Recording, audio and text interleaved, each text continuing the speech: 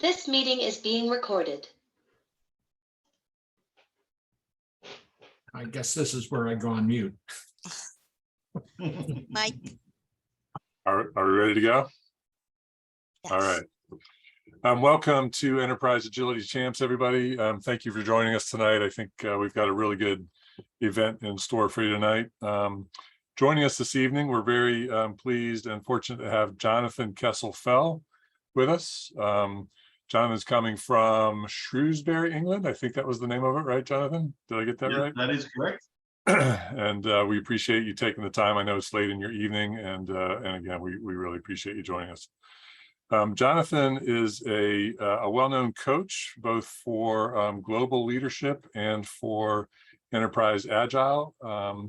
He's also an authorized IC Agile teacher and helped to author some of the coursework there, as I understand it, some of the curriculum there. So, has a great background, and really looking forward to hearing what he has to say to us today in terms of organizational agility. Make sure I get that word right. Of interest to those of us in the Washington area, Jonathan is a fan of the Washington Commanders football team. So that makes it even more interesting to have him with us tonight, and we appreciate it. We appreciate your fandom for the team as well. Go Washington! And I won't use the wrong term for it this time. Jonathan, I'll turn it over to you. But again, thank you for joining us, and we're looking forward to hearing you tonight. Oh, thank you. And it's amazing, isn't it, that football can spread throughout the whole of the world, and at the far-flung reaches of a little village in the middle of nowhere, there's a Washington's fan watching the preseason and thinking, "Come on, we've lost the last two games. Let's go for the third one on Thankfully, Sunday." the preseason doesn't count, and we're okay with that. Luckily, it doesn't. Okay. So let me just quickly share a screen. So hopefully you can see my screen. Yes, we can. Excellent. All right. So as it says, what we're going to be doing today is we're going to be looking at lean portfolio management. Mainly, I'm just going to give you a little bit of an insight. As Mike said, I was working with one or two others, putting together and creating the learning objectives for the lean portfolio management course for IC Agile. Doing that, we basically brought a number of people in who got experience at a lean portfolio and enterprise level structure to look at those models, look at what was happening, and to be able to sort of bring that knowledge and experience together. And it was really interesting that as we brought those things together, we identified some key principles, and we also identified some of the major issues that we had with different organizations around the world in applying some of those principles. So hopefully tonight or this morning, depending on where you are, we are going to share one or two of those principles. We're going to run through them. We're also going to share some of those issues and the things that we thought might help in overcoming some of those. And then we'll have a questions and answers session at the end that will help us to, maybe just clarify one or 2 points. So let us dive in and have a look. Firstly, you've got your blurb about me. As Mike pointed out, yep, I'm a leadership and enterprise agile coach. Also within Capgemini, I am a director of Capgemini's Agile Tower, mainly within the financial services department, and also an authorized IC Agile trainer. In fact, Monday and Tuesday, we were running the Agile, what we call Agile Delivery Leadership. Gives you the APM certification, Monday, Tuesday. And for the last 2 days, and then tomorrow, or today for us, we're going to be running the Agile coaching course. And interestingly, I see on the the call, Matt has joined us. So Matt is joining us from the same area. He's also training with me. Yeah, which means that I think tomorrow both of the facilitators on the course are going to be pretty ropey. But thank you, Matt, for being here. So let's have a look. First thing I want to have a look at is the why and what of lean portfolio management. Why is it there? So it's really interesting when you look at it, because a lot of organizations are just coming to the concept that the world has changed in such a way so that the normal way of doing business no longer really works. You've got increasing customer expectations, increasing customer demand, rapidly changing, rapidly, new things, new requests are coming through. We've got a world where global economies are really unpredictable, and changes that are taking place in one part of the world and in one particular market are affecting other markets in other parts of the world in ways we would never have imagined, So, especially with, what's happening in Europe at the moment, we're seeing issues with not just the actual food, but things like fertilizer, which means that fertilizer can't come across. We can't put it onto the fields. We have a problem with hay and straw and things like that, which, funny enough, the price of milk goes up. And because the price of milk goes up, other things then trigger it. And it's crazy how all of these things are so now linked with each other, making it just unpredictable what is going to happen from one week to the next. And with those markets, we've got these fragmented markets that are rapidly changing as well. And we're finding that organizations that were pretty much in one area are starting to spread. We're now getting supermarkets, going into being banks, and they're providing cell phone, mobile phone services. Again, fragmenting all over the place and trying to survive in this sort of world. And then you've got the other two, which are kind of together, which is that technical innovation, that disruptive nature that's coming from that, and also the disruptive nature that is coming from changes in competition rules. So with all of these sort of things going on, we've realized that organizations and the way in which they're structured and the way in which they're working today, guess what? They're not really surviving, or they're not really even succeeding with their current view. Now that tells us that there needs to be a change in the way in which your organization is structured. And that's where LPM comes in. Lean portfolio management comes in and helps you to deal with that modern world, but to apply it, there has to be a shift in how your organization is structured. So here you can see 5 things. Firstly, the organization needs to become adaptive. Adaptive in the way it sees the world and the way it puts itself out there, It needs to switch. We're finding that with that adaptive nature, projects are not quite working. And as most of us know, we're sort of shifting across to a product-based solutions. We need to really closely align with our customer and deliver to them real value. And to do that, we need stable teams. And then lastly, we actually need to do some unlearning. We need to unlearn that iron triangle that came with projects. These constraints of having immovable scope and time and budget.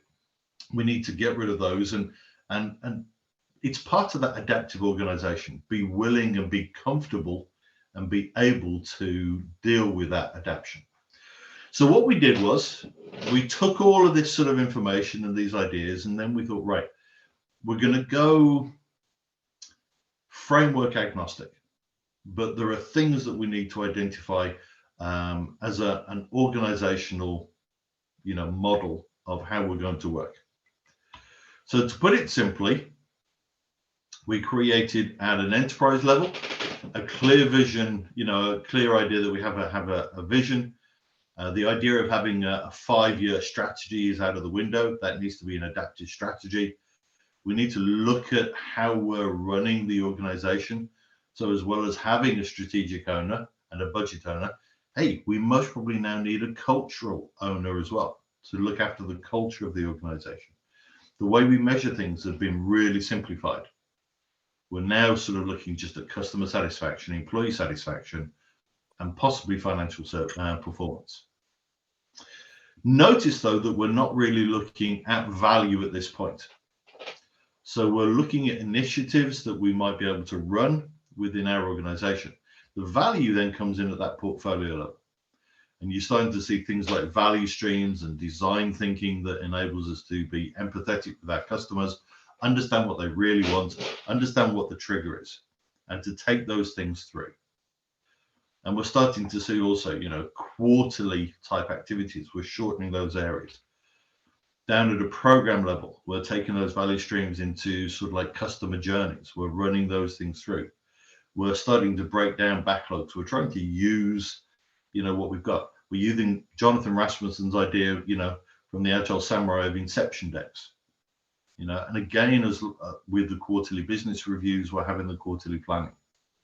And then finally, down at that team level, we've got those customer journeys coming into story mapping, okay? Giving that visualization of those stories and allowing us to just run it through. So that was the overall organizational structure that we had.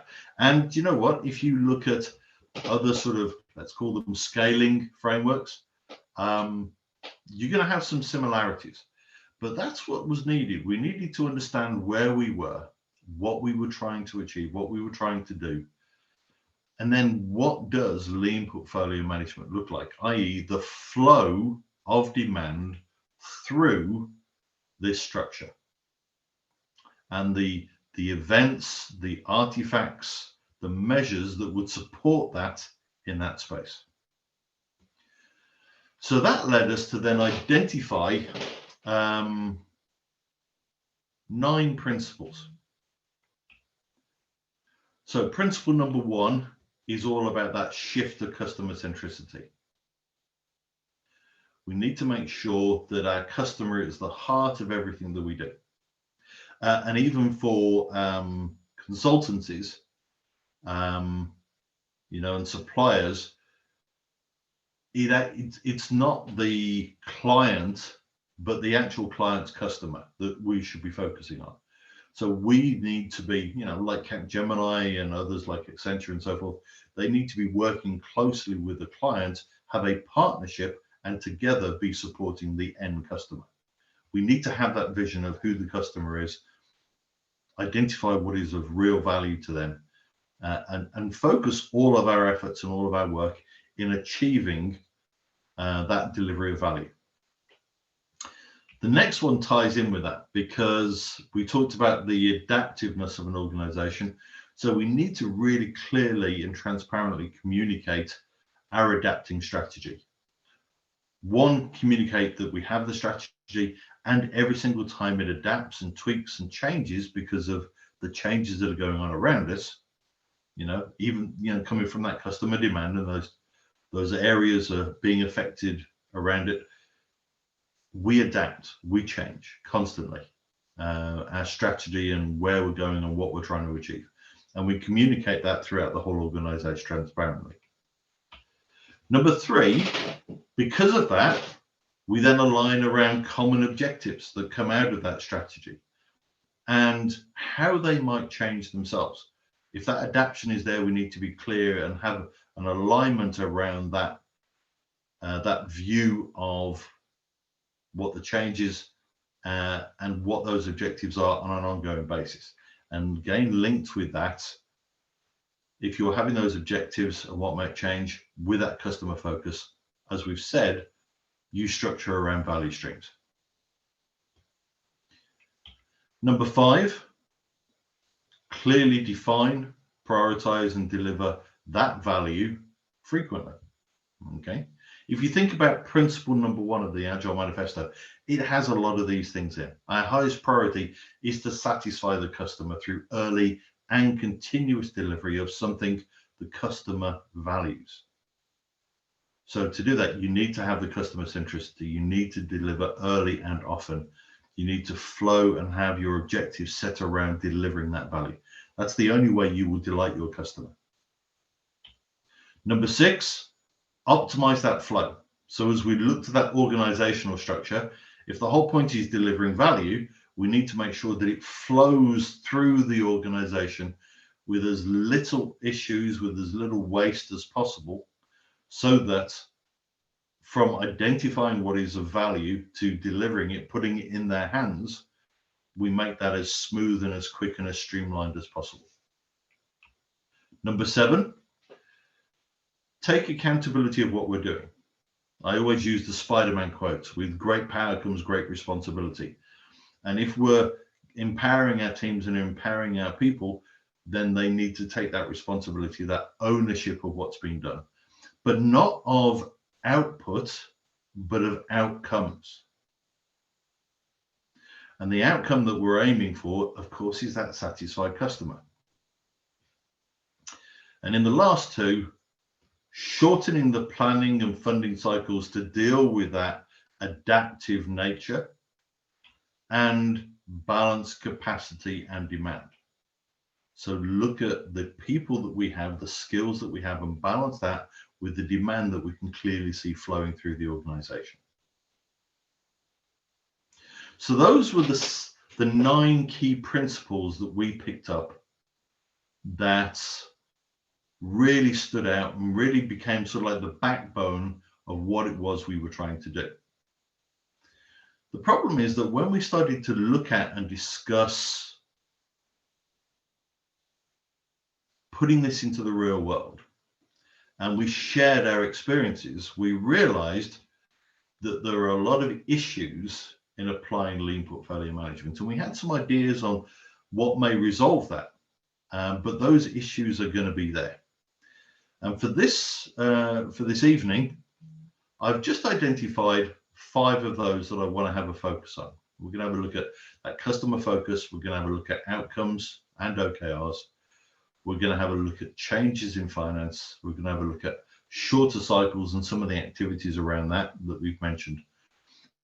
And some things around governance and visualization, which is where we source a lot of issues, a lot of things causing us problems. So let's dive in and have a look at some of these. So firstly, value streams. Yeah, we know those value streams. Yes, you've got a trigger. Yes, you've got a whole pile of activities to create that value. That value is only realized once it's released, placed into the hands of the customer, and then they start to, the outcome is hopefully a delighted customer. At all times and through the whole process, we have those feedback loops.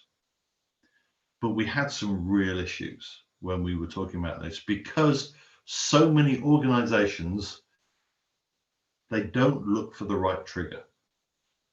They kind of feel, yeah, we know what our customer wants, and they kind of create the triggers themselves. They don't go and speak to the customer. Sometimes they don't even know who their customer is to go and ask those questions. So we needed to make sure that they had a real customer focus, customer centricity. So here's one from Jeff Bezos, most important single thing is to focus obsessively on the customer. And that's what you need to do. You need to identify who your customer is and actually go and have a chat with them. You will not delight your customer, as it says in principle number 1, unless you actually know what it is of value that your customer wants. And it might be something really small and simple. Okay. There are a lot of things that we can do around this. So we use design thinking. So we use an iterative design thinking loop that constantly revolves and rotates with validation all the way through.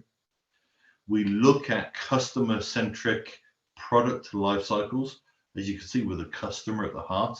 So all activities, that inception, the discovery, delivery, operation, even through to end of life, is all focused on the needs and the desires and the wants of the customer, you know. And another one that we use that is not too commonly known about, or at least here in Europe, I don't know about the States, but job to be done theory. So job to be done theory is really interesting. It basically says, put yourself in the place of the customer. Try and work out, speak to them, find out what's going on. You know, speak to people in your organization that may also be your customers.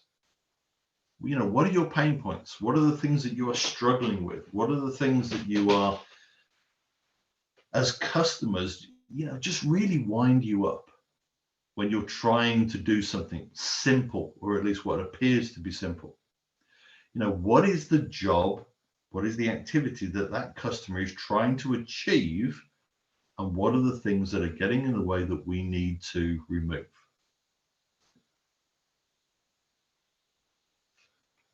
The next thing is actually understanding, as it says there, yes, job to be done. What is the outcome that we're driving for?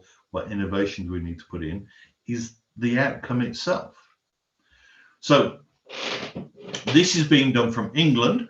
So we're going to use a very English thing, unless of course you're from Boston. A cup of tea. So if you look at a cup of tea, you have your resources, your inputs. These resources are the actual tea leaves themselves. You will take of those resources and you will run them through a number of activities. Boiling a kettle, putting the tea into it, putting the water in, the milk, you know, those sort of things, until at the end, you have a cup of tea. Now, that is your output. And most organizations, that's where their focus is.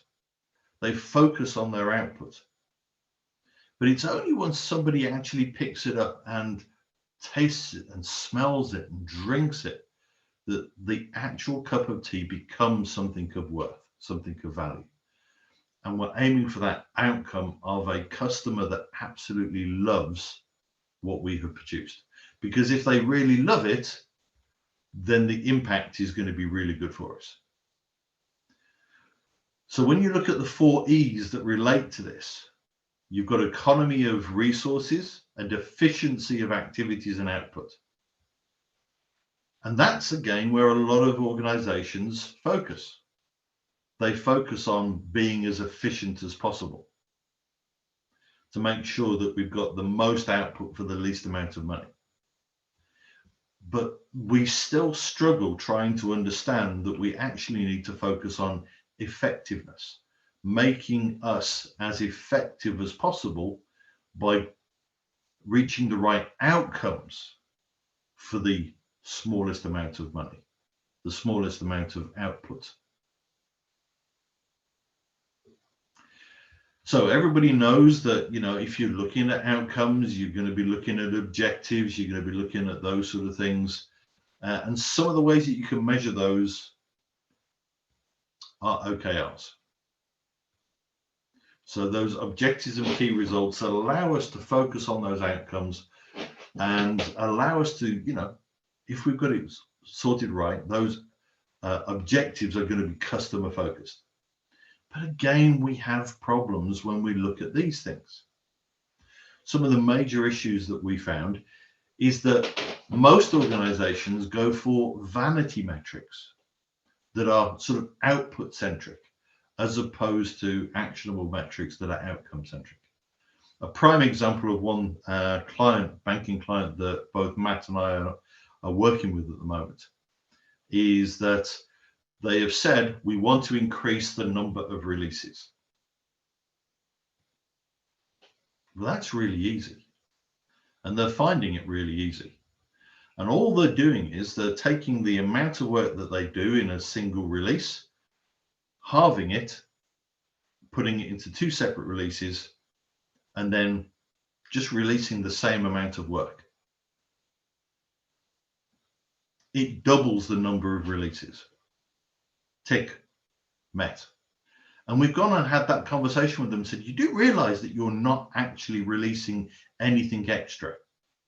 And they said, yes, but because this is a measurable metric, our people are being measured against it, and their end of year bonuses is based on this. So we're just going to gamify the process. We're just going to split out what we do. We're not going to give anything extra, but we are going to double the number of releases. What we need to be focusing on and trying to get our organizations to focus on is the fact that we need to actually start increasing that value that is being delivered, increasing that customer satisfaction, having the right sort of metrics that you're looking at. And by doing that, hopefully helping, having the two together is fine. Maybe increasing the number of releases, maybe just by 1 or 2 releases, but for each release, actually increasing the value that is being delivered in each one of those releases. That's far more effective in what we're trying to do.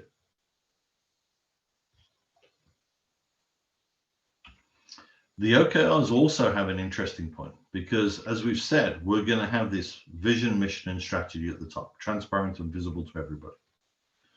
And then as you're going through that flow, you're going to see those OKRs. You can have a value stream and a portfolio and a program, even down to team level.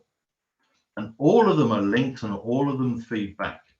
So as a team member, you clearly understand that every single objective that you meet at the team level is adding to the overall mission and strategy of delivering something of real value to the customers.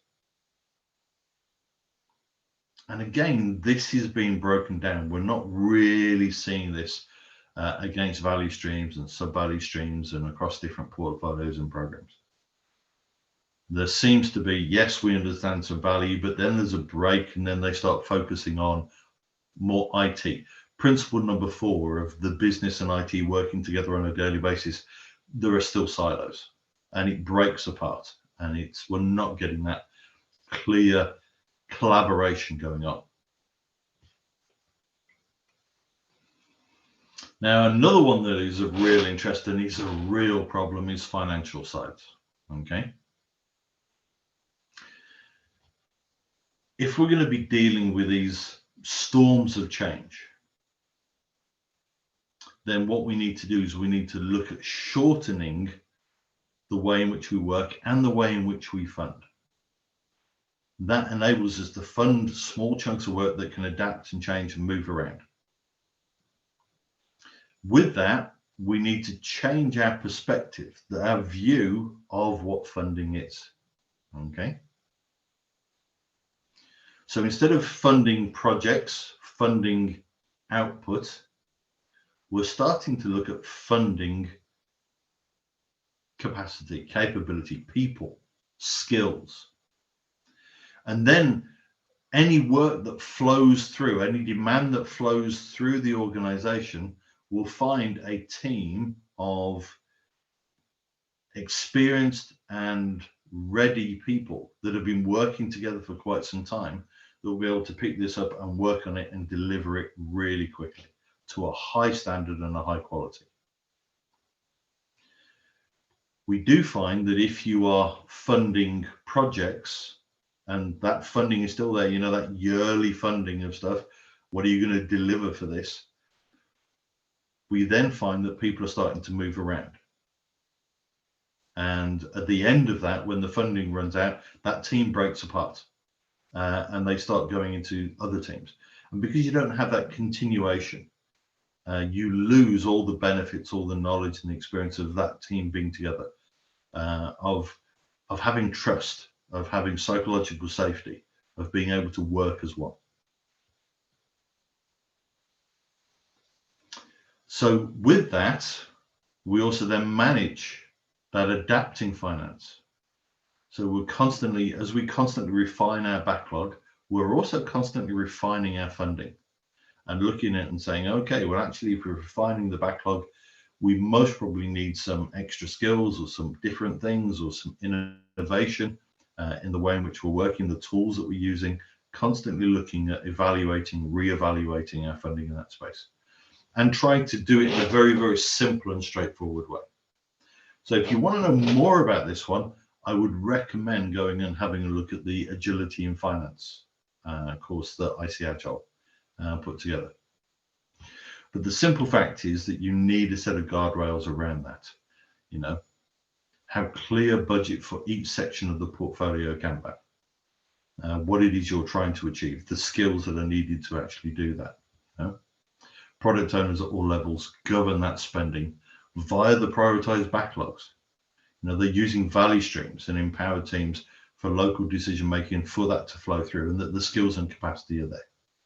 So there's a number of different things you have in place, but definitely shorten the you know, instead of having yearly financial buckets, let's call it, you know, make them smaller, make them more adaptable, and review them and reassess them as you are reassessing and reviewing and refining your backlogs as you run through.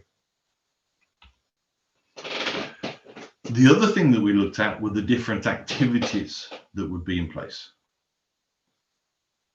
So one of those is an effective quarterly business review.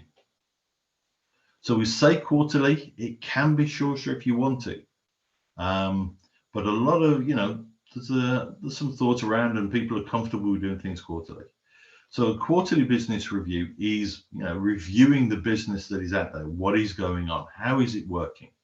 We're looking at any lessons learned, how those lessons and the learning from those failures, from those experiments can be applied to other pieces of work, other teams, other areas. We're making sure that the work in progress is going well, that we don't have any holdups, that we don't have any issues. And we're looking at the demand pipeline.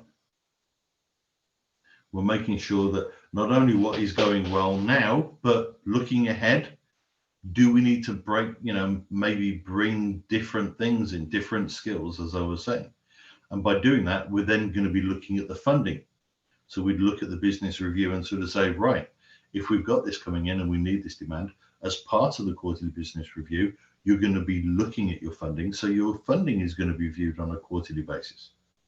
And then finally, what are your final thoughts? As we're going through all of this, how do you feel? How do you feel things are going?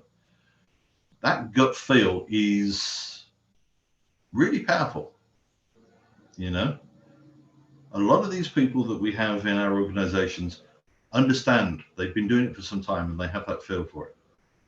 Tied in with that, of course, is effectively quarterly planning, or effective PI planning, you know, if you want to use the safe term. And again, you've got to have that refined backlog that is customer centric. You've got to have a clear vision, get the right people involved. So many times we don't invite the customer along, you know, or key stakeholders along to give that clear vision right at the very, very start. Another thing that doesn't happen, we don't include everybody. As part of our course on Monday and Tuesday, I shared an example when we had a planning session and we didn't include you know, a key part of the organization. You know, we were going to put something together, it was going to drop onto their server and it was going to run on their server. Just like everything else, you know, running on a server, it should be fine. Nobody invited them along. But there were expectations that were assumed. Nobody actually went and asked. And when we actually tried to drop it onto the server and run it, we found that there were going to be gaps in what we had. Known about right from the very beginning, but because not everybody was included and assumptions have been made, we have real issues with that. Same with dependencies. If you've got dependencies with other areas and other teams, other suppliers, make sure that they are invited. You know, when you look at the 5 dysfunctions of a team, and you're looking at open feedback and open communication and everybody putting aside their differences and concentrating on delivery, the same goes with multi-vendor approaches. If you want a really highly successful delivering team, You know, we need to just lose some of the inhibitions and some of the restrictions that we have and work as one and have everybody involved. Doesn't matter where you are from or who you're from. We're trying to do one thing, and that is delight the customer. You know, we're either going to fail or succeed together. And then the final one, and this is another one that we have issues with, that adaptability. We need to be adaptable right the way through, right the way from the start. And once you've got this planned out, yeah, maybe the first, you know, first week or 2 or 3 is going to be okay. But beyond that, guess what? Things might change. So don't just automatically assume because we've planned this out for the quarter, nothing's going to change. So just as we're having that quarterly planning, also take into effect and into account what is happening in the teams themselves as they inspect and adapt either on a daily basis or at the start of, if they're running sprints, for example, at the start of every single sprint, and take that in and say that adaptation is still going to be there. The last little bit that I wanted to look at that we found real issues were, one of them was around governance. Now, governance is important, especially in the, you know, the industries like, you know, the financial industry that we do a lot of our work in. Governance is really important. But the problem is that a lot of people look at that governance and say, yeah, I fully understand that. You know, I've worked on this for quite some time. I know what's expected. And they've got things like 𝑖TL in their head, you know, but they've got, you know, maybe 𝑖TL version 3 in their head, which is that sort of classic way of looking at things, of having requirements documents, you know, of having certain quality gates as you're going through, you know, having certain, you know, like design specifications and test plans and all these sort of things. And when we as an organization shift across, we forget to shift across our governance. So when we do an internal audit, for example, we're still running on this old understanding. And when you're looking at changing the whole organization and putting it maybe with a different operating model, looking at that different flow, you have to also look at how you're going to govern that. Definitely go and have a look at 𝑖TL version 4, or maybe do something else.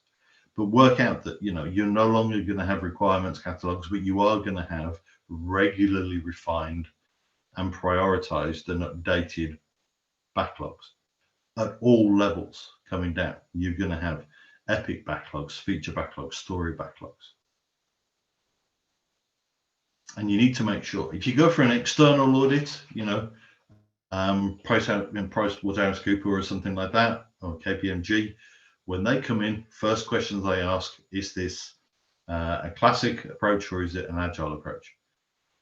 We need to make sure that our internal audits and the audits that we have within our organizations and the governance that we have within our organizations supports the new way of working and is open to everybody. And then tied in with that, we've already talked about those portfolio level Kanban boards and those flows. We need to make sure that we really do open that up and make that visual to everybody. You have the voice of the customer, you have those ideas coming in, customer centricity. You evaluate those things with the customer, maybe using something like design thinking, where you empathize and prototype and get their feedback straight away. You then take that into your portfolio backlog and run it through, you know, putting together some form of roadmap, you know, so that you can see what's going on and that it can be adapting and changing as things adapt and change. But the thing is, release as soon as you can and get good quality products into the hands of the customer, which you can then support going forward. Now, it's important that you visualize those things. So as a living example, just going to show you an end-to-end visualization. Now, these are physical Obeya rooms, but you can do this digitally. So this was one of the big international banks that we supported at their head offices in Brussels, in Belgium. At the top, enterprise level, you had all the initiatives. So you can see here in a room, you've got a big Obeya room, you can see all the yellow big post-it notes. Those are the initiatives that are going on across the organization. And the blue cards on those are then the epics that are going to be run out of those initiatives. For each one of those, you then have a recognition of which team is working on those things. So you can follow and track that and say, right, if it's this team, their Obeya room is on this floor. And there you can come in and you can see there's your metrics. You've got your voice of the customer coming around. Again, the sort of orangey yellow post-it notes, those are now the epics, and those are features going across the board. And then you've got your, risk logs, and, everything's visible. We use something called popcorn flow. So you can see that on the right-hand side of that board. And then when you look at those features, you can follow those down into the programs, down into the team level. So you can see all the epics and features, which teams are picking up those features and those stories to take them away. And those go on to the team boards, for your normal sprints in our case. And because of this, these rooms were not locked. These rooms were always open. And anybody from any team could sort of say, right, where are we getting this from? And you could follow the chain up and go, right, so these are the features, and these features go to these epics, and these epics go to these initiatives. And we can clearly see where the demand is coming from and why we have got those coming through, because of what the customer has said. All of the customer feedback is all in here. It's all visible. But that took almost 2 years, 18 months to 2 years, to get the mindset of the organization to change, to be comfortable with that level of visibility and that level of openness. So I'm going to stop it here. Those are the 9 principles that we picked up on. And those are some of the things that we found would be of real use because of the issues that we were finding as we tried to apply those principles. So Mike, back to you. It'd be great to have some questions and from anybody. I don't know if we've got any in the chat. Sadly, when you're in and presenting, you're not really looking through the chat. Sorry, yes, I was saying we do have one question in the chat from Lewis. He's asking, if you go back to the earlier slide and explain the role and responsibilities of a culture owner. One of your slides mentioned a culture owner. So I was curious about that. Yeah, that's a really interesting one, because we have found when you're working in an organization, these organizations try and bring in all of these new thoughts, these new ideas. They try and put them in, and it runs hard up against the culture of the organization. And as we know, culture eats, initiatives and ideas for breakfast, lunch, and dinner, and it really just destroys it. And the first thing that we need to be doing is looking at that. When we worked that organization that I showed you, which with all the boards in the room in, the first 8 months of that was actually just focusing on culture, getting people comfortable with the idea that failure is a learning opportunity, that it's okay to raise a voice and ask questions, to that psychological safety side of appearing temporarily incompetent if you need to be, and then saying, I need to learn something about this. All of those sort of activities, and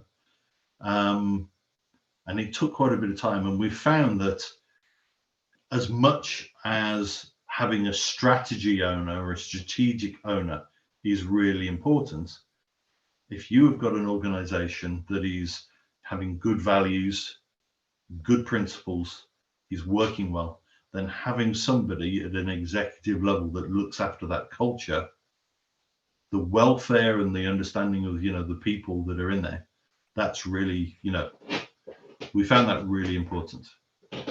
To further clarify that a little bit, the culture owner, how's the culture owner interact with the strategy owner?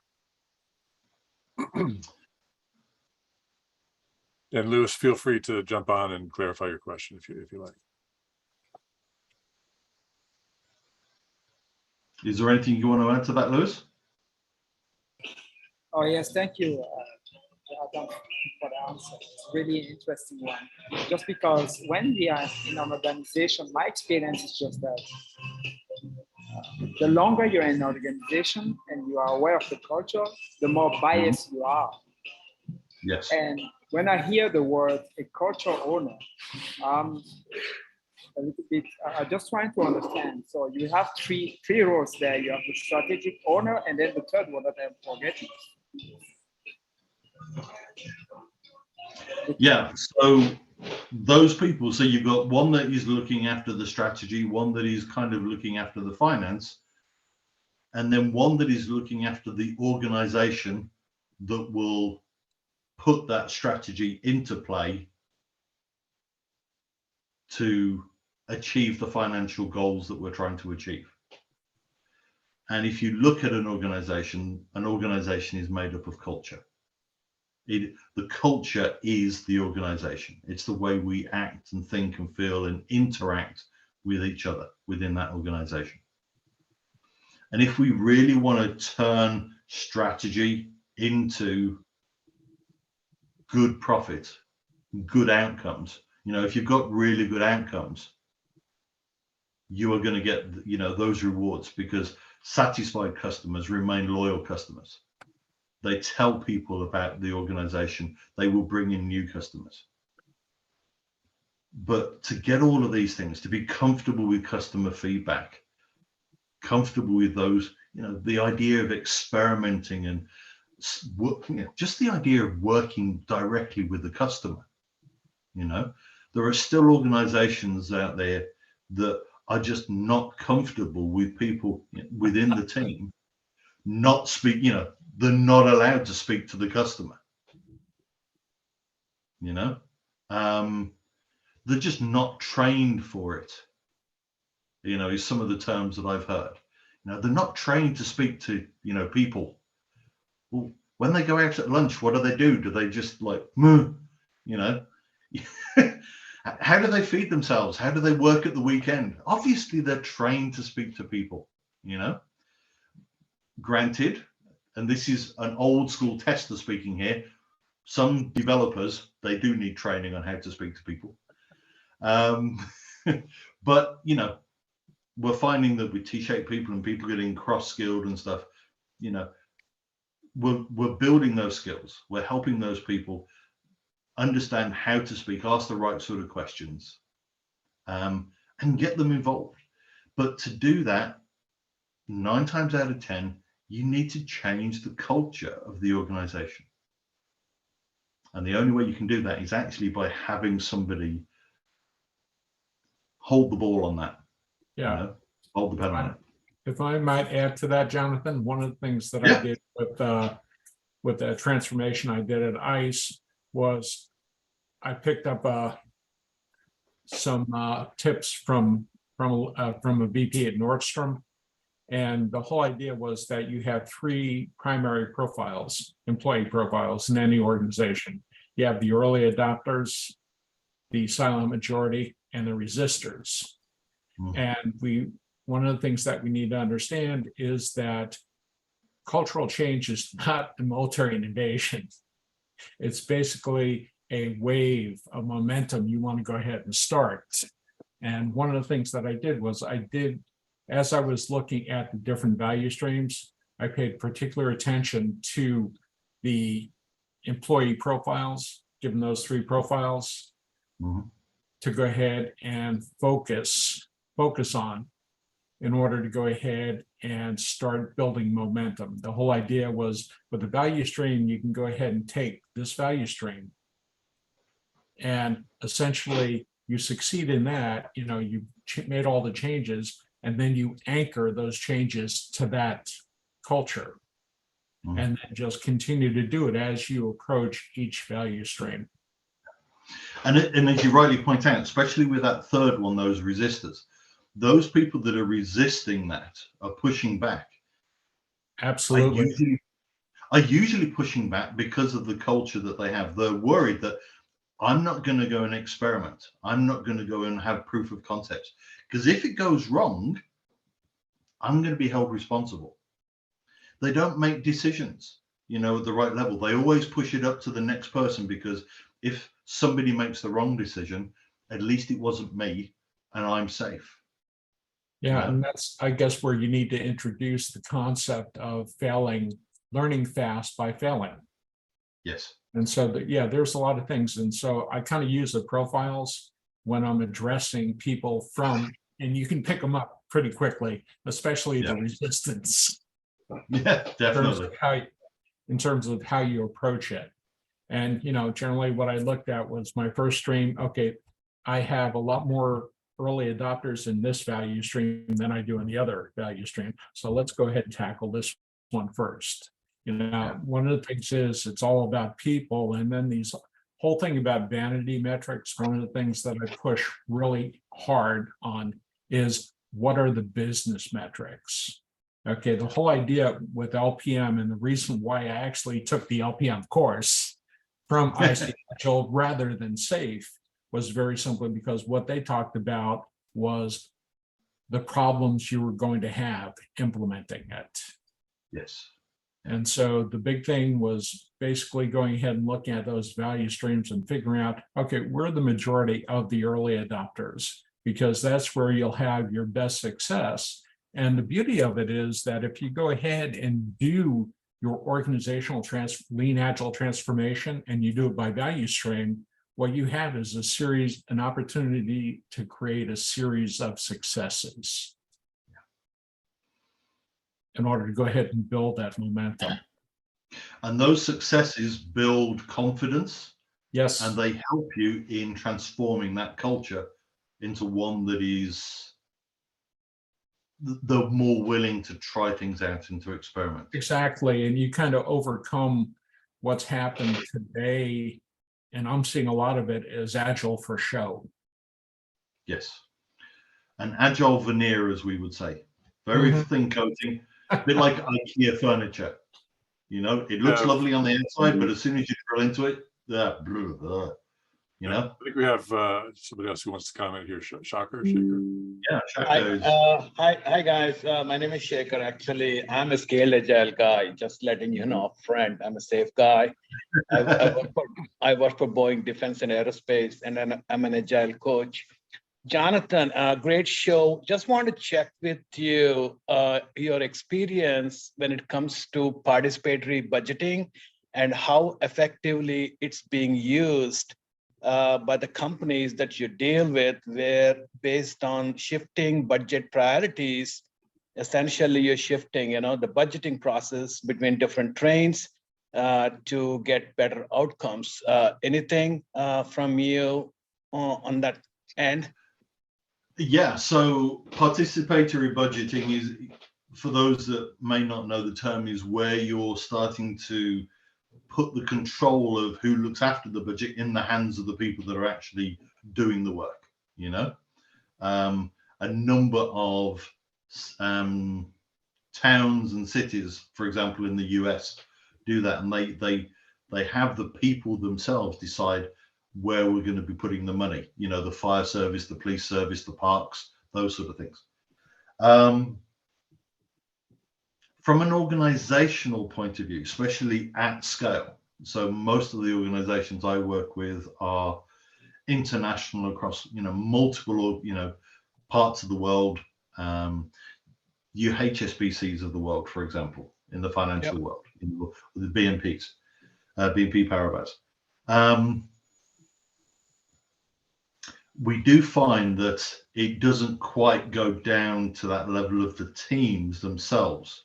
But what does happen is that the right people that look after the financial side of things are being involved with the teams.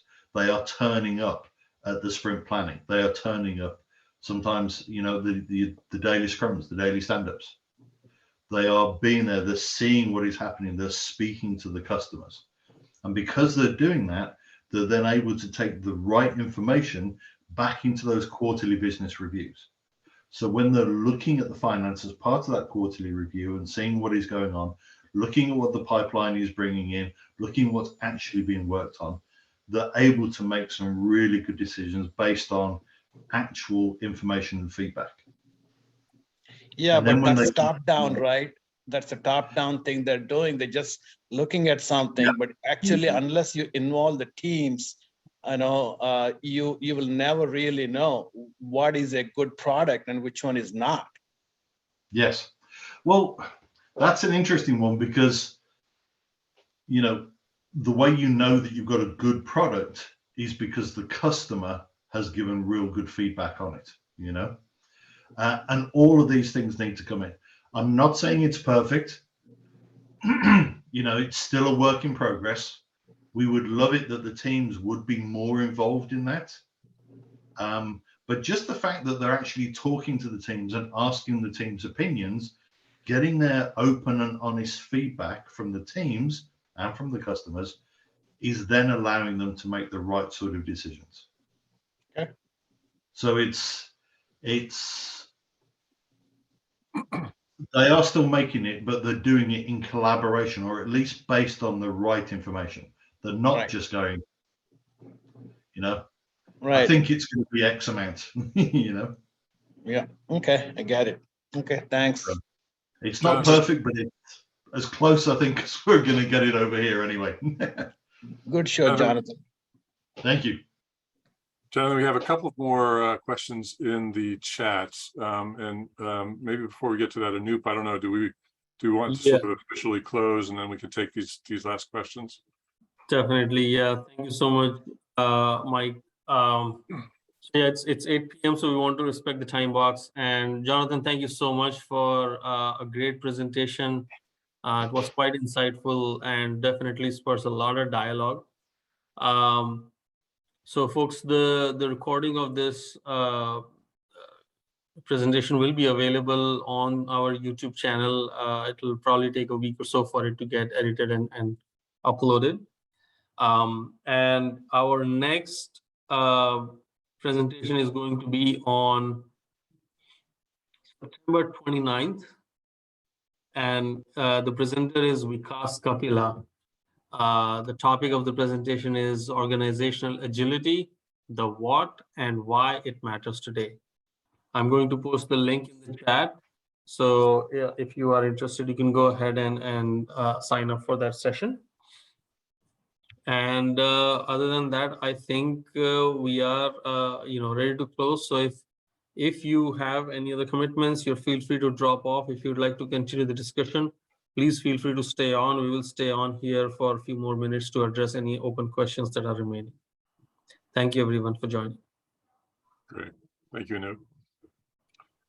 So, Jonathan, are you okay to stay for a few more minutes? We do have a couple more questions. Yeah, that's fine. We can go through those. Okay. Lanny asks, do the cross-collaborative teams include business folks, e.g. marketing, finance, etc., in addition to technical teams? Yes. One of the things that we did is we made sure that, you know, all the way through that the right business people were involved at every single level, you know. So when you look at that organizational structure that we have, you have the equivalent of a product owner at every single level. So you have an epic owner, you've got a feature owner, you've got a product owner at a team level, which is normal sort of Scrum product owner. And we made sure that they were either business people or directly connected with the business. so that they were working closely and that they would get together on a regular basis, you know, like a chief product owner, and have those conversations and really make sure that the customer centricity is included all the way through the whole of that flow. And even more so in some cases where we've worked, that product owner would be there to initiate an invite going out for the actual customers to come in. So I was honored to be working with an organization where the actual customers, some of the customers, turned up at the sprint planning and at the sprint reviews. And they themselves defined or helped define some of the acceptance criteria that were checked off, you know. And when the teams came in and sort of said, right, we've been doing all the work, we've got the work for our sprint goal that we're working on, here is that product, have a play with it. There are the acceptance criteria. You know, they didn't walk them through what they'd done and what tests they'd run. They said, here's the product, have a play with it. You know what it was you wanted. Does this actually meet your needs? Great confidence in their abilities and what they've developed. And also great confidence in the customer, that the customer is going to say, yeah, let's have a play with this. Oh, this is brilliant. You know, and some of the things that came out of that, you know, customers were sort of looking at it and saying, this is absolutely brilliant. Right. We know we've asked for this now to go to this bit, but in reality, if you take what change you've made in this one and apply it to this product and this product and this product, that will have an even greater effect on us as customers. And we were able to, you know, swing things around, pivot around. That adaptability and change being applied straight away. We'd spend, you know, maybe half an hour reorganizing, resorting the backlog, and bang, straight into our next sprint planning with the customer involved and saying, right, yeah, this is almost writing the stories on the fly with the customer in the ring. And I'll be honest, I've been at completely the other end of the scale, you know, where we don't even know who the customer is, but we know that they want this. You know, how can you say you know what they want if you've never actually spoken to the customer? You know. Good question. It does appear Lanny's dropped off, so I don't think there will be any follow-up questions there, but thank you for addressing it. We've got one more, and maybe we can make this the final question for today. OKRs. Yes. Some strong examples, and how you got to those examples. How you got there. Ooh. It's a good one. It is a really good one. We try and have a structure, you know, a bit like you have a structure in a story. And I'm just going to see, let's have a look. What I might do is actually just share that with you on the screen. So this is the actual lean portfolio management course that I'm now having a look at. And we do have a structure for OKRs. And what we try and do, if I just, okay, let's have a look. If I could just reshare a screen, and it will be that one there, hopefully. Okay. So what does a good OKR look like? So we try and look at, you know, the who, the direction that you're going in, what it is you're trying to do, and your value, time to market, time to value, i.e. outputs, outcome, and the benefit.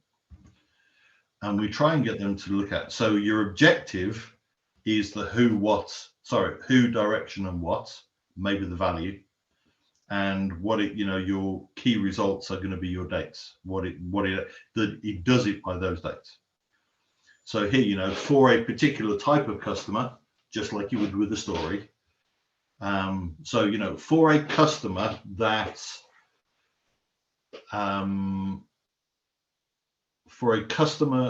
has had a refund,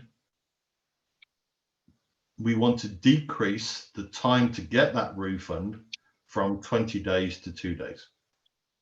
And we want that done by Q1. We want it achieved by Q2. deliver. Notice that the time to value is later than the actual release, because it will always take some time for the outcome and the feedback to be recognized coming back. So that's just one of the examples that we use of having an OKR. And we're trying to give it the structure like we have, with our stories. So, as a certain person, I want to do something so that I can reach a certain value. Same sort of thing here. For a particular type of customer, we want to, decrease or increase some type of, activity or whatever from this to this. So you've got some clearly measurable things. And then some dates that you're going to do it by. And Karen, Thank you so much. I like it. Excellent. All right. Thank you. So I think we can end it there. As Anoop said, he has put the meeting invite for the meeting for the